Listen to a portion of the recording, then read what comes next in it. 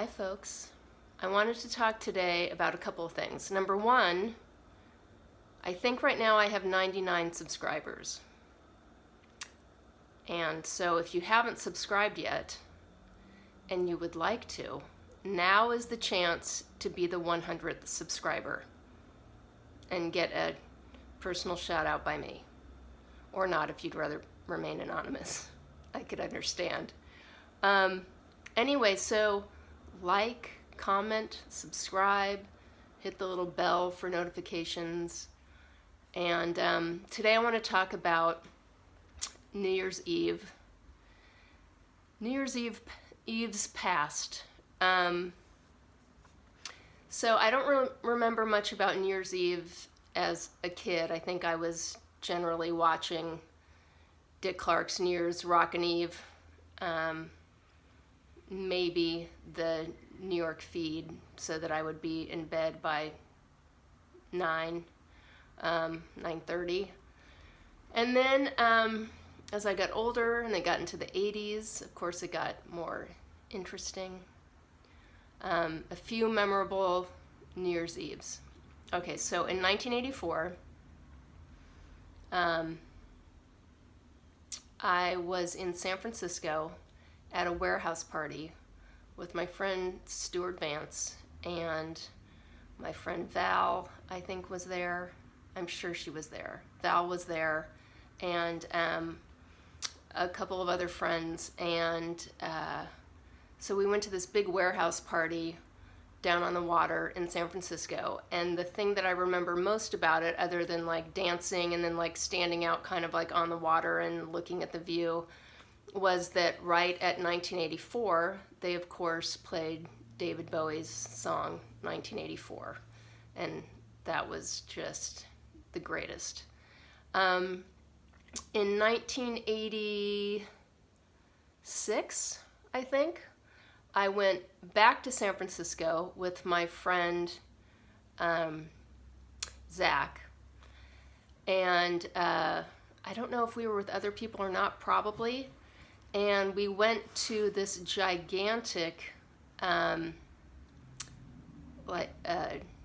gay New Year's Eve party at the Gift Center, which is like this huge complex, giant indoor thing in San Francisco. And the right at midnight, down from the ceiling came the musical group, the Water Girls,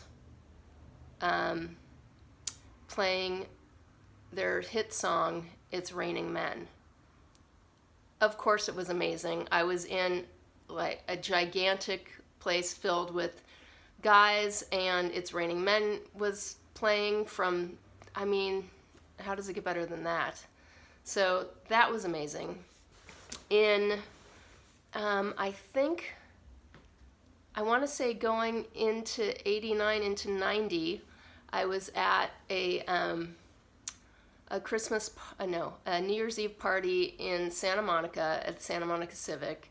And it was a big party, and I had a lot of friends there, and I met, for the first time, really, my friend Wayne, who I kind of knew from casting and acting and things, but I didn't really get to know him until that night, and we became friends from there. And then he introduced me to a lot of people that changed my life. So he was a big catalyst, so that was a big New Year's Eve. In, I want to say 91 or 92, my friend Karen had moved to New York for a bit, and we went to a New Year's Eve party thrown by people we didn't really know very well, but we had heard that it was a Breakfast at Tiffany's theme party. And once we got there, it became really clear to us that the only people who dressed up for the theme were she and I. And so I have a couple of Polaroids that I've blown up to show you. We, of course, wore black dresses, pearls, hair up, that's me. You'll notice the giant swatch on the back wall, which is amazing, of course. So there I am. And then here is Karen with me growing out of her shoulder and looking gorgeous as always, and with the cigarette holder. And the thing about that, other than being super dressed up and wearing, pumps and stuff, is that when we finally got out of there, because we tried to get out of there at 12:30, which finding a cab in New York City at that time of night on New Year's Eve is a fool's errand no matter what, but it had also just started snowing. So we were in black pumps and, high heels and, opera gloves, and hiking it through trying to get back to her place. And I think we counted like 12 or 13 long blocks in the snow in high heels. I don't even know if we had coats on because we were, in our 20s. So